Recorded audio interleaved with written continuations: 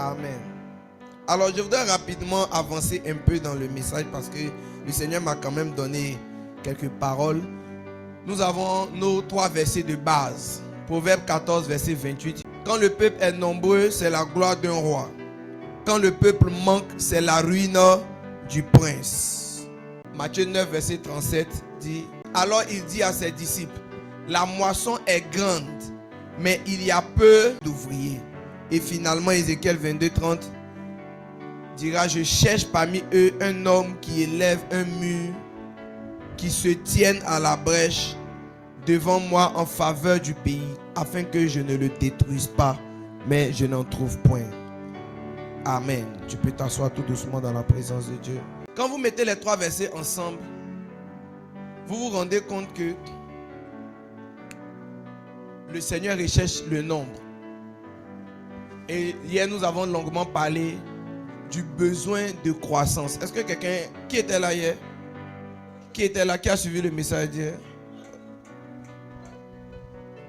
et qui n'a pas suivi le message d'hier? Ok, d'accord. Alors, de manière résumée, vous devez comprendre que, et nous rappelons, pour ceux qui étaient là, que le Seigneur est l'auteur de la croissance. Le Seigneur veut la croissance. Quand il a créé l'homme et la femme, Genèse 1, 28, il les a bénis, il dit: soyez féconds, multipliez, assujettissez, dominez, etc., etc. Amen. Donc lorsque Dieu crée quelque chose, il veut que ça grandisse. Le Seigneur ne crée pas un bébé qui a une certaine taille pour qu'un an après, il ait toujours la même taille. Non, le bébé là, à un moment donné, il doit commencer à faire 4 pattes, à s'asseoir. Après, il fait 4 pattes. Après ça, il va essayer de s'arrêter, de se tenir debout. Après, il va essayer de faire un pas en tremblant. Mais ce même gars, tu reviens 6 mois après, de toute façon, il court dans la maison. Tu te demandes, est-ce que c'est celui qui n'arrivait même pas à se lever sans attraper quelque chose ou sans attraper quelqu'un? Parce que dans le plan original de Dieu, chaque arbre doit porter sa semence à lui-même. Donc l'arbre doit porter en lui ce dont il a besoin pour se multiplier. Amen. L'homme aussi porte sa semence en lui-même. Donc Adam et Ève ont donné 7 à 8 milliards d'êtres humains. Amen. Donc tous les Chinois que vous voyez, plus les Asiatiques, plus les Ivoiriens, plus tout ce que tu veux, tous ceux-là sont venus d'un seul monsieur et une seule femme. Son nom c'est Adam, le nom de la femme c'est Ève. Donc quand on analyse bien, on se rend compte que Dieu a créé les choses pour que ça évolue. Et c'est là que je vous ai dit que tout ce que Dieu vous donne qui n'évolue pas est en train de subir une attaque. Même une personne adulte qui n'atteint pas une certaine taille, le monde est unanime pour dire que cette personne souffre d'une maladie. Amen. Tu ne peux pas avoir 50 ans ou 40 ans et tu as cette taille-là. Il y a un problème. Ce n'est pas normal. Il y a une maladie qui a provoqué un retard de croissance. Et depuis le premier jour, je vous ai même expliqué qu'il y a dans la Bible une vieille femme, une femme qui était courbée depuis de longues années. Mais la Bible dit que c'était un esprit malin qui la rendait courbée. Et quand elle a été délivrée de cet esprit, elle s'est redressée. Donc tu vois que le plan normal de Dieu, ce n'est pas qu'elle reste courbée. Dans son évolution normale, elle devait aller comme ça. Mais il y a un démon qui a fait en sorte qu'elle soit comme ça et qu'elle ne puisse pas monter. C'est pourquoi je prie au nom de Jésus pour toi qui es là ce soir. Que la grâce de Dieu fasse croître tout ce qu'il met dans ta main. Amen. Donc tout ce qui est dans tes mains doit augmenter. Si tu as quelque chose dans ta main que tu n'avances pas, tu dois savoir que cette chose est victime de la main de l'ennemi. Et tu ne dois pas accepter ça. Dieu ne t'a pas créé ou ne t'a pas donné des choses pour que ça reste en l'état. Non. À partir d'un certain moment, les choses doivent bouger. À partir d'un certain moment, les choses doivent évoluer. Je ne dis pas que chaque année, ton salaire doit augmenter. Mais après 5 ans, après 10 ans, après 15 ans, quelque chose doit bouger. La stagnation n'est pas le plan de Dieu. La stagnation et la rétrogradation sont du fait de Satan. L'évolution et l'accélération sont du ressort de Dieu. Je te connecte à l'onction d'accélération et d'évolution. Si tu voyais les choses ne pas évoluer dans ta vie, laisse-moi t'annoncer que ce n'est pas le plan de Dieu. Alors maintenant, reçois la grâce, la capacité d'évoluer, d'évoluer, d'évoluer. Donc la parole de Dieu nous dira en Proverbe 14, verset 28, qu'il y a une condition pour que la gloire arrive. Il faut que le peuple soit nombreux. Et hier, je vous ai expliqué en long et en large ce qu'on appelle le capital humain. La richesse, c'est bien. Mais avoir des hommes, c'est mieux. Et je vous ai expliqué par la grâce du Seigneur, à quel point avoir des personnes dans sa vie peut être très utile. Souvent, tu peux avoir de l'argent et ton argent ne peut rien créer pour toi. Tu peux avoir de l'argent et être dans des situations où ton argent ne peut pas te sauver. Mais tu peux être dans certaines situations très complexes et connaître quelqu'un, avoir un contact, avoir un numéro, et cette personne vient régler le problème de manière surnaturelle. Et des exemples, je vous en ai donné des pléiades. Je vous ai donné beaucoup d'exemples et il y en a encore et encore et encore. Je suis sûr que dans vos vies, il y a des exemples où l'homme a été plus important que l'argent. Il y a des endroits où tu rentres, peu importe ton argent, tu vas faire le rang comme tout le monde. Il y a une seule personne qui peut te faire rentrer, tu finis et tu ressors. Quelqu'un n'a pas dit amen. Quand tu as l'argent, mais tu dois faire la queue. Oh, tu es pressé, oh, c'est urgent. Oh, ta situation la mérite qu'on traite ça urgemment. Mais une connexion, un contact, un coup de fil et la chose est réglée. Que Dieu te donne des bénédictions par des connexions. Que la bénédiction de Dieu arrive par des connexions, j'ai déclaré. Pendant ces 14 jours, le Seigneur vient te donner sa pensée. Quand l'homme veut évoluer, il y a ce qu'il pense, il y a ce qu'il croit, il y a ce qu'il veut. Mais Dieu vient te dire comment est-ce que les choses sont censées se dérouler, comment est-ce que les choses sont censées se passer. Le Seigneur préfère bien des fois te bénir par des connexions plutôt que par l'argent. Et je vous expliquais comment est-ce que le Saint-Esprit m'a fait comprendre que c'est limiter la puissance de Dieu que de demander l'argent à Dieu pour les choses. Mais le Seigneur demande que nous demandions des choses directement. Le Seigneur voudrait que nous demandions des choses. Pourquoi? Parce que limiter la main de Dieu à l'argent, c'est limiter Dieu au niveau d'un Dieu qu'on appelle maman. Quelqu'un dit avec moi, maman, dans ma vie. Maman, dans ma vie, ne sera pas plus que Dieu. Maman, dans ma vie, ne sera pas plus que Dieu. Il est important que tu puisses comprendre que dans la vie, le plus grand adversaire de Dieu, ce n'est pas Satan. Regarde quelqu'un, il faut lui dire, est-ce que tu sais que Satan ne compte pas même? Satan a déjà été vaincu à la croix, mais je connais un autre Dieu qui n'a pas encore été vaincu, qui est très opérationnel sur la terre. Et ce Dieu-là s'appelle Mammon. Alors pour cela, permettez-moi de lire 2 portions des Écritures. Nous allons lire les 10 premiers versets du chapitre 10 de 1 roi. 1 roi 10, verset 1 à 10. La reine de Séba a pris la renommée que possédait Salomon à la gloire de l'Éternel, et elle vint pour l'éprouver par des énigmes. Elle arriva à Jérusalem avec une suite fort nombreuse. Quelqu'un dit avec moi, une suite fort nombreuse. Tu sais, quand quelqu'un arrive, en fonction de sa délégation, tu sais si c'est une personne importante ou pas. Que si ce n'était pas dans le plan de Dieu, les anges qui devaient combattre pour Jean-Baptiste n'auraient jamais permis qu'on puisse le décapiter. Pareil pour Jésus. Jésus a dit, hey, toi tu dis que tu as droit de vie et de mort sur moi. C'est faux, hein. Si à l'instant T j'appelle mon Père, des myriades et des myriades d'anges vont descendre pour venir me secourir. Mais c'est parce que mon Père t'a donné l'autorité pour me condamner, afin que je meure pour remplir ma mission. C'est pourquoi toi le roi, tu peux parler sur moi. Amen. Ça c'est la seule fois où Jésus a ouvert sa bouche avant d'aller à la croix. La dernière fois, il a dit, mais voici ton fils, tant. Élie, Élie, pourquoi m'as-tu abandonné? Et puis pouf, il est mort. Ça, Jésus n'a pas trop parlé sur le chemin. Mais les seules fois où il a parlé, la première fois où sa bouche s'est ouverte, il a regardé le roi et puis il a dit, toi, tu n'as aucun pouvoir sur moi. C'est parce que le ciel t'autorise à faire ça. Sinon, si tu suis, je parle. Des myriades et des myriades d'anges. Je lève ma main et je déclare que des anges volent à ton niveau, arrivent à ton niveau. Maintenant que tu as conscience que tu es un fils et un héritier du grand roi, que des anges arrivent à ton niveau et protègent ta vie et protègent ta famille. Salomon répondit à toutes ces questions et il n'y eut rien que le roi ne sut lui expliquer.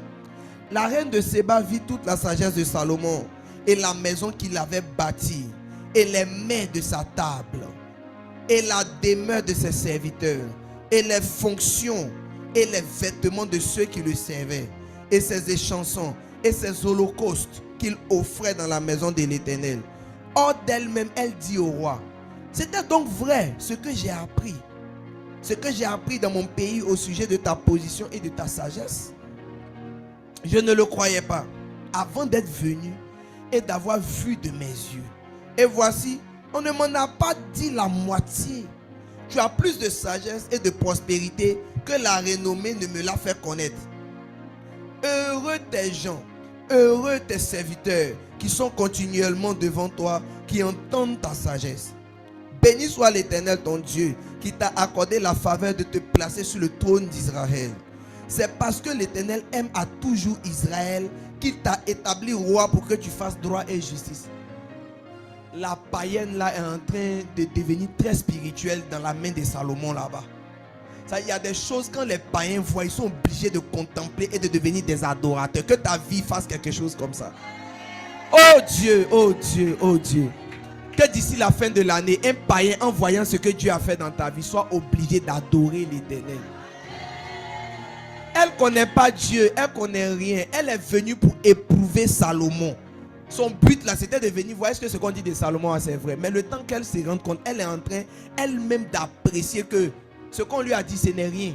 Le gars est 2 fois plus que ça. En termes de prospérité, il est 2 fois plus prospère. En termes de sagesse, il est 2 fois plus sage. En termes d'argent, il a 2 fois plus d'argent. Même le niveau de ses serviteurs, dépassant elle-même ses serviteurs, elle qui est la reine. Elle a regardé les fonctions de ses serviteurs. Ça veut dire que la maison de Salomon était organisée d'une certaine manière. Elle a vu du monde. Elle est venue avec une suite fort nombreuse. Ça veut dire qu'elle est venue pour démontrer qu'elle aussi, la reine de Séba, elle est quelqu'un. Mes amis, quand la femme là a fini de faire les offrandes, on dit que dans la main de Salomon, il n'est plus paru pareil offrande que pour la reine de Séba. Ça veut dire que la dame est venue avec des bateaux et des bateaux et des bateaux. Elle est venue avec de l'or, du bois. Elle a envoyé un type de bois là. Après elle, la Bible dit qu'ils n'ont plus jamais envoyé une telle quantité de bois et d'or à Salomon. Ça veut dire que son offrande a dépassé les offrandes précédentes. Et après ça, il n'y a personne qui a pu dépasser. La femme est chargée. La femme a de l'argent. La femme a un grand royaume riche et prospère. Elle vient avec une suite fort nombreuse. Mais quand elle arrive chez Salomon, il y a quelque chose qui va faire la différence. Le monde qu'elle va voir là-bas, la manière dont la maison est organisée, ça veut dire qu'il y a un ministre des temps, il y a le ministre adjoint de ceci. Les fonctions, quand on dit les fonctions, ça veut dire les positions. Là-bas, il n'y avait pas juste une cuisinière. Il y avait la cuisinière du poulet et l'assistante de la cuisinière du poulet, par exemple. Et puis, il y avait une autre fonction. Parmi les cuisiniers, il y avait ceux qui étaient chargés de faire le riz.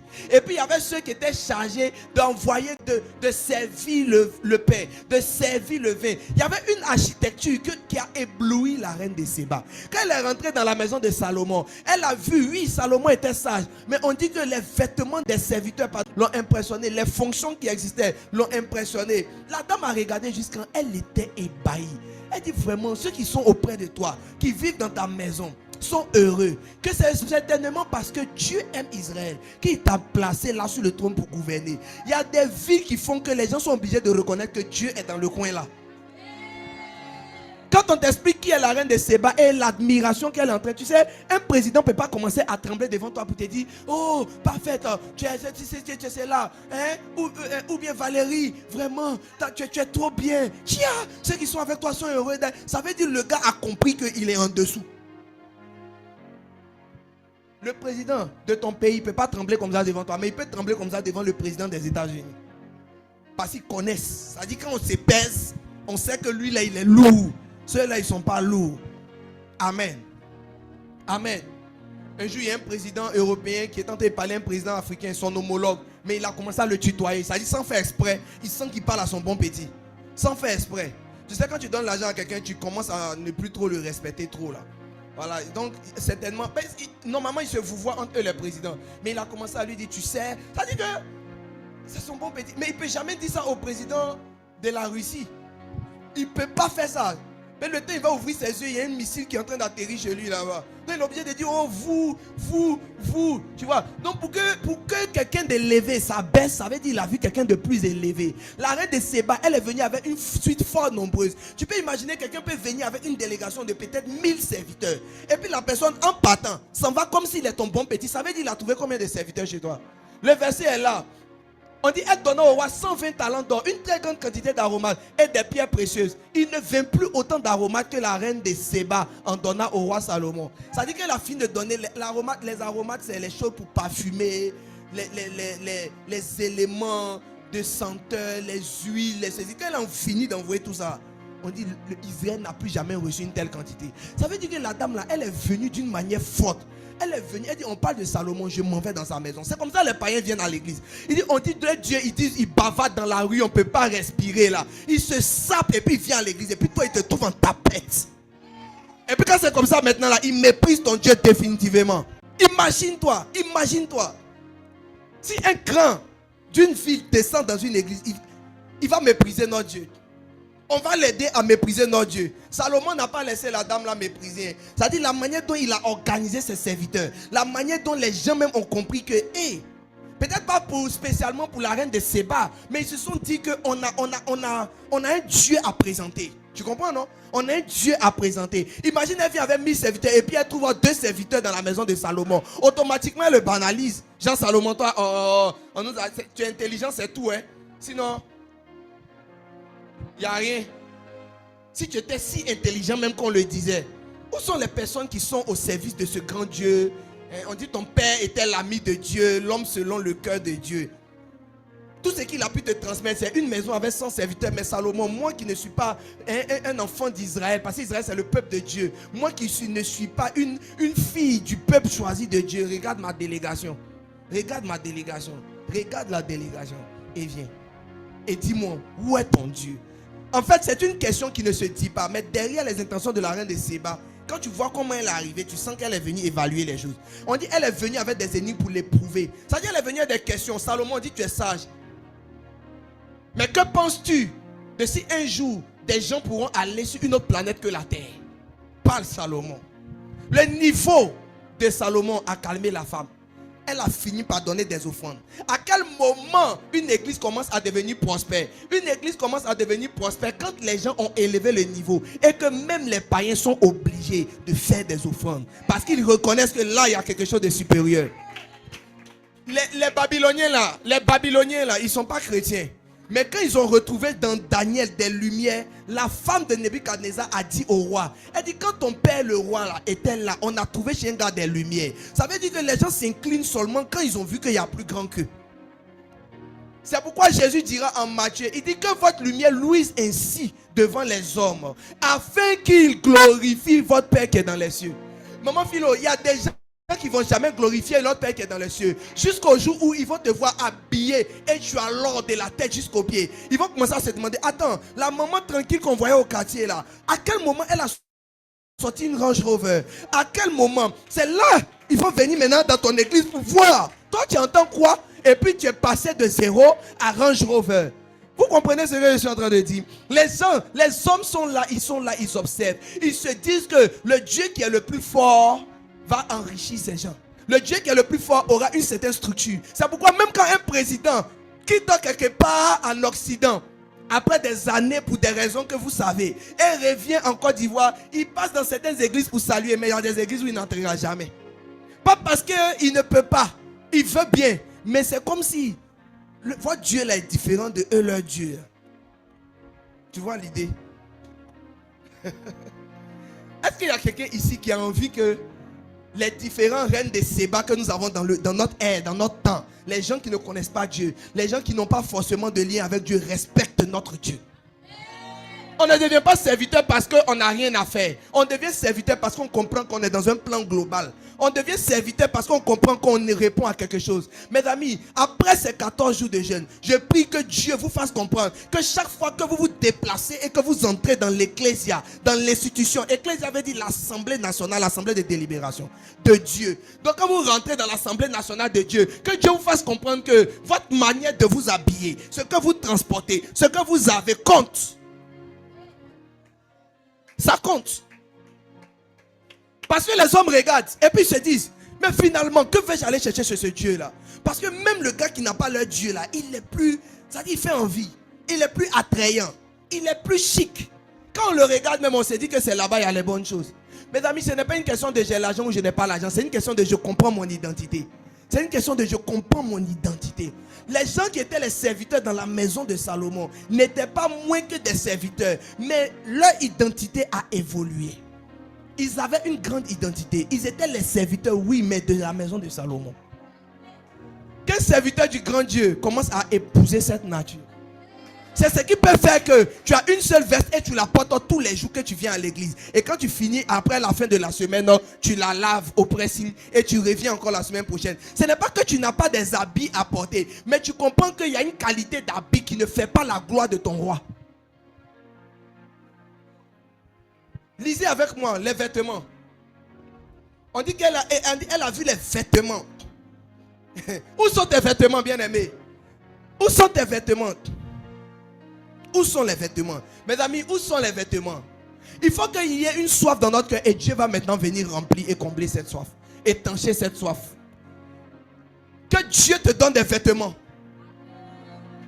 Il a dit de ne pas s'inquiéter, mais il n'a pas dit de ne pas en porter. Je déclare que Dieu te donne des vêtements.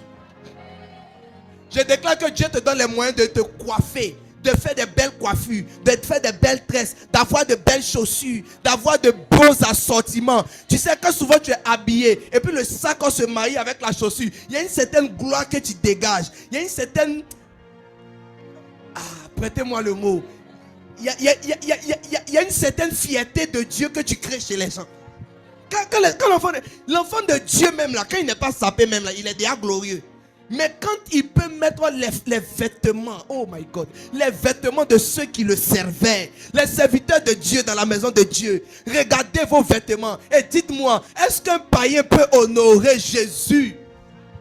C'est lui qui a dit par le prophète Samuel, au prophète Samuel, Dieu regarde au cœur, mais les hommes, et ils regardent à l'apparence. Un jour, quelqu'un s'est levé sur les réseaux et a dit une phrase qui m'a mis les larmes aux yeux. Il dit en matière de communication, les chrétiens sont trop nuls. Un grand réalisateur africain. Et il a dit en matière de communication, les chrétiens sont trop nuls. J'ai dit, ils comptent sur quoi? Mes amis, regardez un peu les païens. Fils, rappelle-moi ton prénom. Roger. Roger, imagine-toi, tu rentres dans Qatar Airways. Vous connaissez? Ça, c'est l'entreprise aérienne que je trouve être les plus excellents sur terre. Tu vas trouver les gens. C'est comme si le corps des hôtesses de l'air là, c'est comme si elles n'ont pas bouton. Regardez, quand quelqu'un a lâché et puis va aller dans un dangereux pays, c'est quel pays il vient de dire? C'est quelle ville? C'est pas chez les chrétiens. C'est pas chez les chrétiens. Sinon, eux, ils sont dans un territoire désertique. Mais les gars ont mis tellement d'excellence que tout le monde les respecte maintenant. Regardez les pays qui ne sont pas chrétiens. Ils se sont tellement concentrés que le monde est en train de regarder dans leur direction sans forcer, sans faire exprès. Même comme le chrétien, ton coin de rêve où tu as envie d'aller t'épanouir, c'est pas en Israël. Tu t'en vas, mais là-bas, la plupart ne savent pas qu'ils s'en vont chez un truc cousinique. Ils savent même pas que c'est cousin même. Mais à cause de quoi? À cause de comment c'est présenté. À cause de comment c'est beau. Mes amis, un jour je suis rentré dans une entreprise. Je cherche la climatisation, je ne sais pas d'où ça vient. Ça vient avec un parfum là. Tiens! En tout cas, si c'est envoûtement, c'est que ça nous a envoûté nous tous. Pas Tizara, il était mon frère, l'homme de Dieu Jean-Baptiste. Nous, on se regarde, on est en train de chercher. Le parfum vient d'où? Le parfum est doux. Le parfum est... L'air est frais. J'ai demandé au monsieur là, je lui ai dit, ici là, votre odeur là, ça vient d'où? J'arrive pas à comprendre, c'est pas humain. Je sais pas si on est encore sur la terre, mais je sais qu'on est toujours à Abidjan. J'ai pas encore pris d'avion, je suis toujours à Abidjan. Je suis à Abidjan, non? On dit oui, je dis, je suis toujours à Babi, ils disent oui. J'ai dit, donc l'odeur là vient où? Parce qu'au dehors, ça sent pas comme ça. Même quand on met parfum, ça sent pas comme ça. Ils disent, ce sont des senteurs, on appelle ça des fragrances. On dépose ça dans les conduits d'aération et puis ça vient un peu. Mais mes amis, de toute façon, ça sent bon. Ils ne sont pas chrétiens. Il faut venir à l'église. Odeur de sueur qui a été bombardé. Attends, mais tu n'as pas croire. Ton voisin te dose, non? Ton voisin te dose. Il y a des voisins, mais quand tu dis bonjour, le truc qui vient là, c'est fort. La reine de Séba peut tomber, raide morte, KO.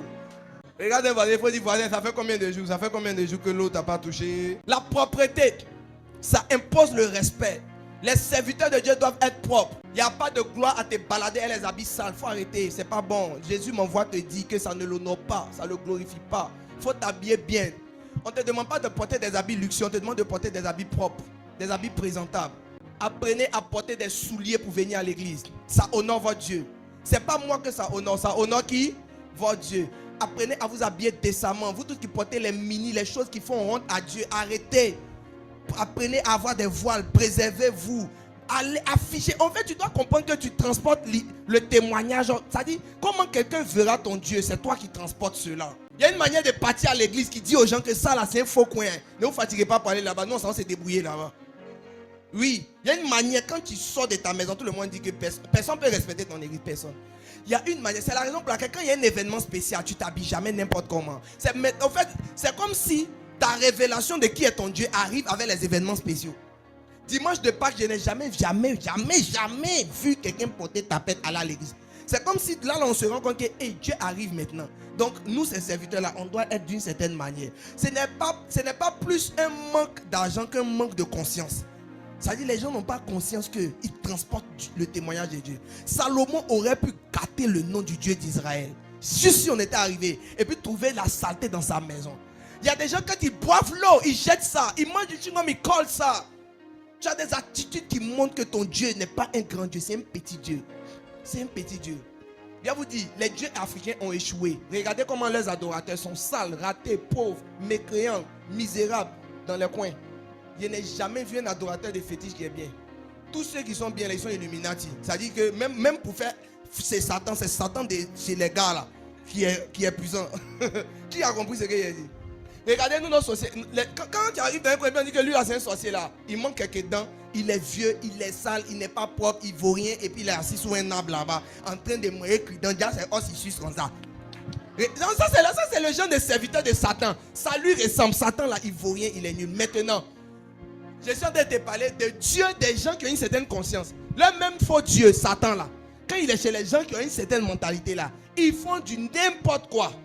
Ils ne sont pas présentables, ils ne sont pas beaux, ils n'ont rien d'attrayant. Maintenant, tu prends le même Satan, tu t'en vas aux États-Unis, tu t'en vas dans des coins. C'est eux maintenant, dans leur satanisme là, qui ont trouvé Illuminati, franc-maçonnerie. Et souvent, tellement les gars ont réussi à imposer leur loi. Il y a des enfants de Dieu même qui s'en vont souscrire à leur loge. Quand est-ce que l'église va ressembler à un coin que quand tu rentres, tu es obligé de respecter Dieu? J'ai dit à mes fils protocole, vous devez être tout le temps bien habillé, cravate, costume. Si les gens passent, quand ils vous voient, ils doivent craindre votre Dieu. Ils doivent craindre votre Dieu. Ils doivent craindre votre Dieu. Et votre Dieu même doit sentir que celui-là, si je le sponsorise un peu, celle-là, si je la pousse un peu, la gloire qui va tomber sur elle, les gens vont la respecter. Mes amis, regardez, je ne vais même pas loin. Une fois que tu as une petite voiture, tout le monde te respecte. Mon fils, je lui ai donné un temps avec une voiture qui roulait. Il y a une soeur qui a cru que la voiture était pour lui. Elle est une chrétienne un coup. Et non, elle a trouvé que le frère doit l'aider spirituellement. Que vraiment, elle, quand elle voit là, elle sent que... Ça dit que... Un jour, je lui ai dit, est-ce que tu sais que la voiture de mon fils, là, c'est pas pour lui? Pour voir si elle va rester. Après ça, elle dit, bon, ma maman même à son église, elle dit, toi qui expliquais que depuis que le gars est rentré dans ta vie, tout est ok. Maintenant, tu es dans l'église. Tu dois comprendre que le monde, ils sont là, ils guettent. Ils se disent, je m'en vais où on réussit. Je m'en vais où c'est bon. Je m'en vais où c'est chic. Je m'en vais où ça marche. L'enfant de Dieu, quand on va dire midi sonnel, la reine de Séba peut débarquer. La honte va venir sur Dieu. Imagine si le jouet débarquait là, la perruque de la gouvernante était déjà enlevée. C'est-à-dire la gouvernante enlevait la perruque pour déposer à côté. La reine de Séba tombe sur elle. Brakata. Je voudrais inviter quelqu'un à se demander, est-ce que quand on va rentrer dans la maison de Dieu, le nombre de serviteurs qu'on va avoir, ça va le glorifier? Quand tu rentres dans une maison d'un grand Dieu et puis tu vois 3 serviteurs, une hôtesse, un photographe, un protocole, et puis c'est tout. Même si on te demande pardon, respecte ce Dieu là. Si tu es un vrai païen, tu ne peux pas respecter ce Dieu. Moi j'ai fini par accepter. Il y a des gens, tu les invites pour venir dans ton église, ils ne viendront pas. Quelqu'un d'autre va les inviter dans son église. S'il connaît la renommée de cette église, il s'en va. Ils ont cette sensation-là que, parce qu'ils ne connaissent pas Dieu, eux ils ne viennent pas pour le fond, ils viennent pour la forme. Ils respectent la forme. Et Dieu même dit, c'est comme ça la vie va être. Il dit, l'homme regarde à l'apparence. C'est lui, Dieu, il regarde au cœur. Donc quand tu dis non, tu viens à l'église, Dieu ne regarde pas. Oui, Dieu ne regarde pas à ton apparence, à tes habillements. Oui, c'est vrai, c'est le même qui a dit ça, il regarde ton cœur. Cependant, toi tu as envie de gagner qui? Dieu ou les hommes? Parce que les hommes que tu veux gagner là, eux ne regardent malheureusement pas ton cœur. Ils regardent comment tu es habillé, tu es mal habillé, tu dis que tu es chrétienne. Et puis on te voit dans les mini, dans les sexy, on te juge en même temps. On dit que ça c'est une fausse église. Tu veux pas, c'est ce que les gens disent. c'est pas toi qui penses pour eux, c'est eux qui pensent pour toi. En fonction de comment tu es habillé, ils vont catégoriser ton pasteur en même temps. Ils ont vu les serviteurs de Salomon. Excuse mon fils, pourquoi on dit que c'est Salomon qui est un grand roi? Ce sont ces serviteurs. On devait dire que tu as des grands serviteurs. Mais ça ne se passe pas comme ça. On voit les serviteurs et on définit le roi.